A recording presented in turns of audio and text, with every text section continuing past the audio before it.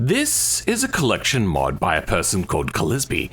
These are all touring cars, and apparently they're all very balanced. This is all based upon Group A. Now, I'm no stranger to Group A. Group A was very popular here in Australia, though then again, they used a lot of different series around this sort of time, so it's a bit wishy-washy of what actually technically was Group A, and today, I want to try this out. They say that it was really well balanced. So I'm going to do one warm-up lap and then one hot lap per vehicle, just to see how closely tuned they really are. I love the idea of power to weight sort of stuff, so this thing being blistering down the straight and then this little covert sort of doing really great in the corners. I like the idea. It's a bit bland on the inside. I also have no UI, and I can't see the rev gauge. That's a problem. I can also not really hear the game. Okay, the volume turned up. All right, now I can hear it a little bit better. I'm guessing where the gear shifts are. You know what? We're gonna pause and we're gonna fix that too. Gonna come down to the first corner. I'm gonna be honest, I don't actually know the names of corners. Oh, this feels like a V8 supercar. The sort of thing that I would be going around this sort of time. And actually, you know what, very possibly, if this was real, this exact car would have seen its way around in its heyday, in like the 70s and 80s, and then this is where this thing makes most of its power. Alright. Now, Conrod Straight. It was around this era that this track like solidified properly its name, Conrod Straight, because it used to destroy connecting rods because you would be revving so hard using every smidgen of power that you had in the vehicle and they would just break. Oh no. Okay, well, we have to be weary of that. We cannot take that corner at full speed. All right, I think it's time to bring on the hot lapping app, as I don't think this has a time trial. All right, revs up. Let's give it a shot. That's a lot of wheel spin. Oh no! Did that just say synchronous damage? Oh yeah, apparently you just can't like bang shift anymore. Which is something I've been hoping that they would fix for a long time. Let's try bang shifting again. Yep, synchronizer is damaged. That's awesome. It really likes to hug the corners, just corner exit. Whether this thing tends to have a real problem and just wants to kill you. Then bringing it down into the last of these S's, which are like my nemesis. I can never be as fast as other people in that section. And Forest Elbow. I've tried looking up guides on how to do those corners in like a bunch of different games, and none of them can make me as fast as other people. Everyone else that is like decent at sim racing just manages to do that so fast, and I just don't get it. I can't handle vehicles that way. Alright, we're gonna lift a little bit. Then we're gonna brake. Okay, you know what? We didn't need to brake so early. I was overthinking the braking. We did have a lot of speed though. Like a lot of speed. And that is a 241.7. Fantastic. All right, up next, a car which I barely ever use because it's so goddamn boring. But I reckon in a Group A, well, this could be a little bit of fun. Oh, it grips really well. Oh my goodness. I don't know if it's gonna have the same top speed, but this thing rockets. Holy cow. That's insane. Is this... Hold on. I'm gonna pause quickly. I need to check this out. We have a look underneath. I do see what looks to be a transversely mounted transmission, and it is front drive, but I also see a drive shaft out to the rear. So it's all-wheel drive? Well, no wonder this thing is a lot faster. That seems hardly fair. There is no way that Moonhawk is going to be as fast as this thing. Are you kidding me? How are they balanced? Oh, you know what? Maximize their real performances. I thought it was to make them balanced. My bad. I'm an idiot. Why do I not have any throttle control? Brakes work. Why no throttle? Oh, I turned the engine off apparently at some point. That's fine. Whip it around the corners, then absolutely fanging out of the corners. Oh, it just turns and it goes. Oh, okay. It doesn't have unlimited grips, though it does feel like it does. Let's reset that. All right, only needed to go down to third, not second. But there we go. Okay, let's line her up and do our lap. Okay, and away we go. God, this thing. Oh, I did some synchros damage again. So it's just coming off the line, where apparently I'm a little too mean to the gearbox. All right, pushing it down the main straight. I don't actually know what to call it. Will we have to switch into sixth? I think we will, because I didn't get to go fast up here last time because we had that weird engine off problem. Oh my God. Okay, that's a problem. All right, you know what? I'm gonna retry this lap. Just this once. The car is just, like, deceptively fast. It feels like magic. And brake early. Whoa! Why did it get so bouncy just then? Did I just money shift? This thing is a glutton for lift-off oversteer. Oh, yes! Utilizing that slip angle. Oh, that's unfortunate. Luckily, BeamNG's aero isn't so sophisticated. I don't think this will actually affect us too much, apart from, oh, it gets some sort of like porpoising things under brakes. It's weird.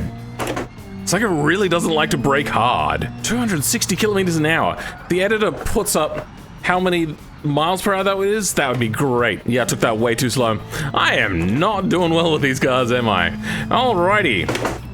Though that is, in my terrible lap, 4 seconds faster. So, no slouch. Up next, the little Corvette. And I expect this thing to take the top of the hill absolutely blisteringly. The gauge is also, oh my God, this thing is brutal. Holy cow. I was gonna say that the gauges are a lot easier to see, but you won't have time to look at them. This thing is frickin' off the line, bro. It's hard to tell where the power band is because we're losing a lot of speed up in the upper end.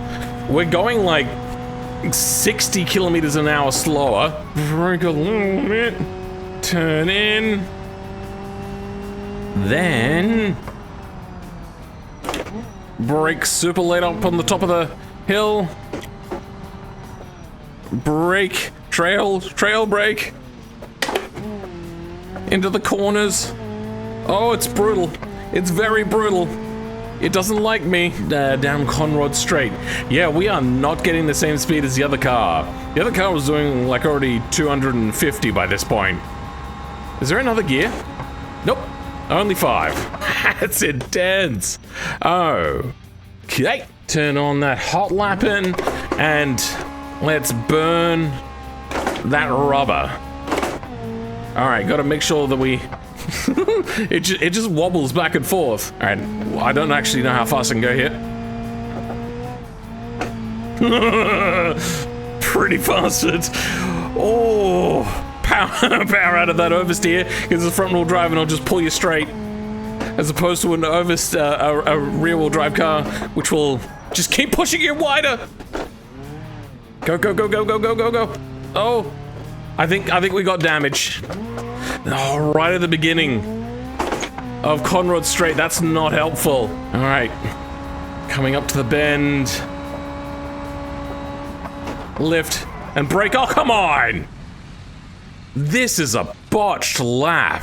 I've had to do multiple laps with this car. All right, just got to ease it onto the brakes. You can't just smash away at them. It's just, this car is very unstable. I reckon given time and practice, you could be very fast with this car. Competitively fast, I'm not entirely sold. Fits kind of right between both of them. Oh, those rear brakes. At 239. Up next, however, is the I-Series. Very much a BMW. This one I'm guessing is probably also all-wheel drive. What do we got here? I see a drive shaft? Yeah. A very weird drive shaft. I never realized that the drive shaft came so far forward. Anyway, coming out to the back, do we see half shafts? Yes, we do. So, another all-wheel drive with some big fat tires on there. Oh my god! Oh my god! That all-wheel drivedness just absolutely launches us like there's no frickin' tomorrow. Holy cow! I thought I would do a bit of a burnout taking off and forgetting just how much traction all-wheel drive cars have. Do we have a sixth? We do not. Okay. Fifth only it is, and we're bouncing off the limiter. Great. Well, that's going to be a bit of a limiting factor. What do we got here? Ease it onto the brakes. Oh, I was about to say I should shift down. But then it came onto power. There's a very significant difference between not being and being on power. Holy cow. Alright. Nope, can't go that fast. I was about to say, how fast can we go? And apparently, not that fast. It's not going to do oh so badly. I don't know why they left the gears so short on this compared to every other one. I feel that this one has less of a top speed than the Corvette did. And the Corvette didn't even reach its top speed. That's a weird choice, but anyway, I reckon it's still gonna do a phenomenal time. And on the line, rev away and boom! It just has that like slight hindrance of gaining traction, then going, oh wait, no, silly me.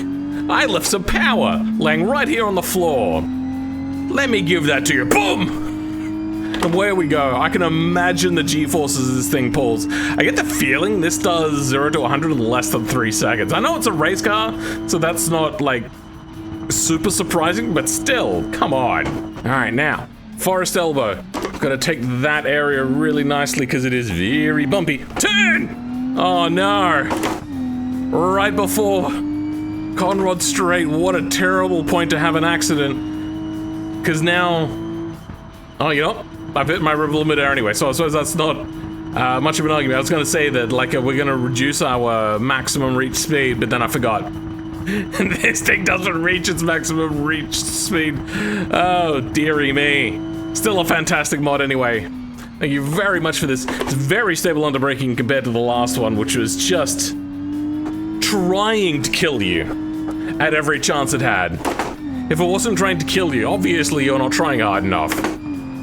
Or maybe you're just really good at driving compared to me in BeamNG. Alright, here we go. Last corner. Cut as much as we can. Power on with that all-wheel drive poweredness.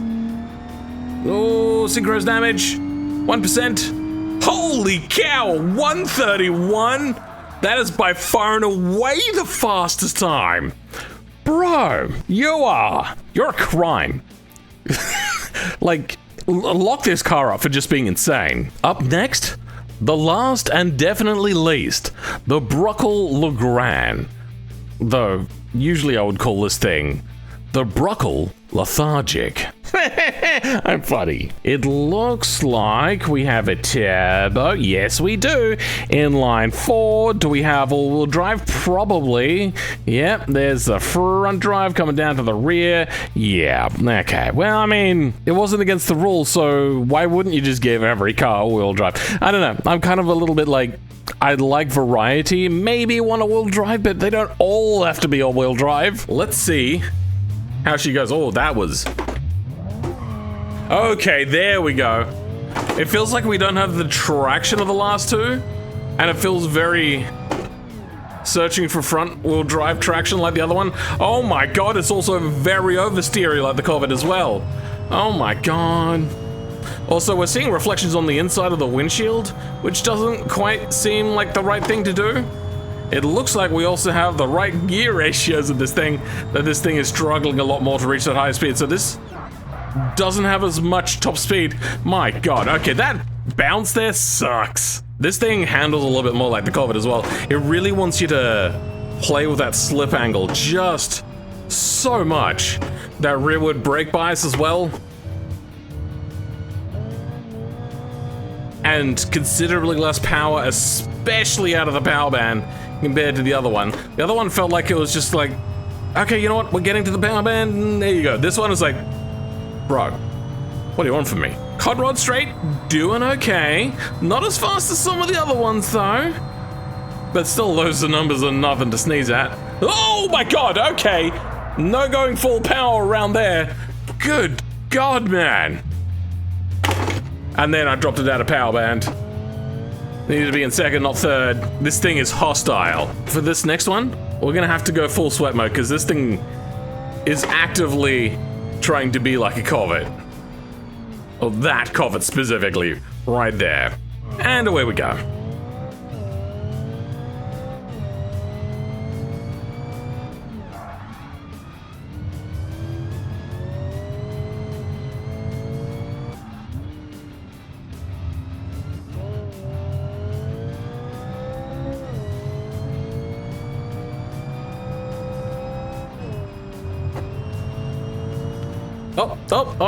Oh no, this is not where I wanted to be.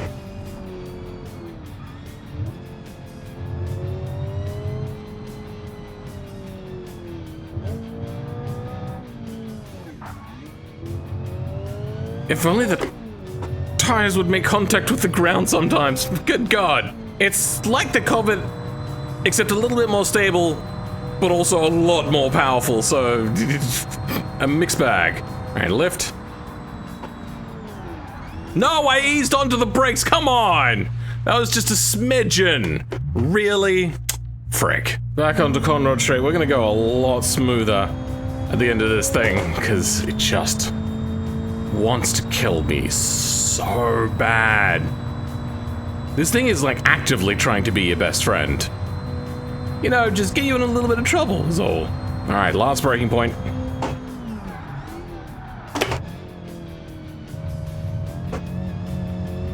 And then power it out. Okay, you know what? It was the fastest time so far. But then again, maybe it's because I'm getting more practice as time goes on.